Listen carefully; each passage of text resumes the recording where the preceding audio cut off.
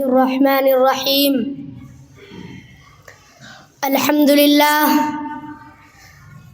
لله الذي أنزل الكتاب على عبده محمد النبي الأمي ولم يجعل له عوجا، وأصلي وأسلم على عبده ورسوله وعلى آله وأصحابه أجمعين.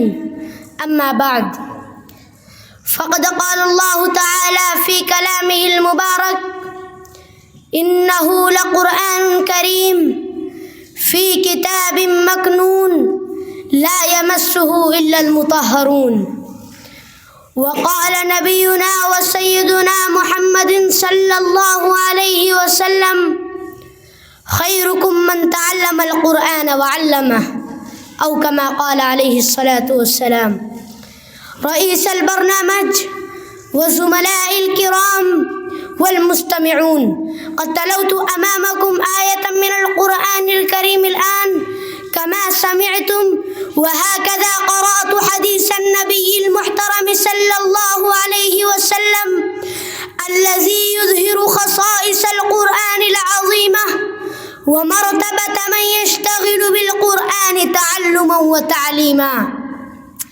أيها الإخوان، هل أنتم تعلمون ما هو القرآن الكريم؟ القرآن هو الكتاب الذي نزل الله عز وجل من السماء إلى الدنيا على عبده الحبيب محمد صلى الله عليه وسلم. القرآن هو الكتاب الذي نزل لهداية الناس إلى الطريق المستقيم. القرآن هو الكتاب الذي فيه دستور الحياة الإنسانية.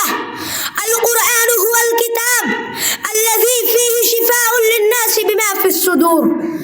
أيها الإخوة، فعلينا أن نعمل بما جاء في القرآن بعد أن تقبلنا دستور حياتنا، وأن نأخذ أحكامه بالنواجذ، ونحث إخواننا المسلمين لا يتوجهون إلى هذا التنزيل العزيز وأحكامه ومسائله ويقضون حياتهم حرا طليقا عن كل أمر من أوامره، وهم لا يحبون أن يتلوا جزءا أو آية من القرآن للبركة واليمنة.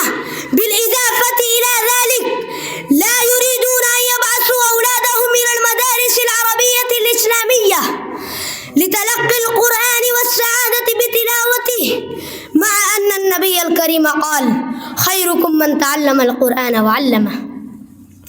أيها المستمعون، هذا الحديث يحث كل منا على تعلم القرآن بأنفسنا، ويكلف أولادنا بتعليمه وعمله.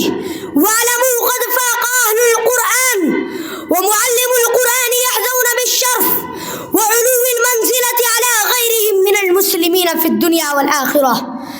ألا تعلمون المثل الذي ضربه رسول الله صلى الله عليه وسلم لمن حفظ القرآن ولمن لم يحفظ، لحث أمته على حفظ القرآن بعد الإيمان به والاهتداء بنوره بعد الالتقاط به. فيقول النبي الكريم: مثل المؤمن الذي يقرأ القرآن مثل الأترجة، ريحها طيب وطعمها طيب، ومثل المؤمن الذي لا يقرأ القرآن كمثل الثمرة التي لا ريح لها وطعمها حلو. فيا إخواننا في الله، تعالوا إلى كلمة التوحيد فنتضامن ونتوحد ونكن محبوبين لدى الله. وبذا أختتم كلامي، والسلام عليكم ورحمة الله وبركاته.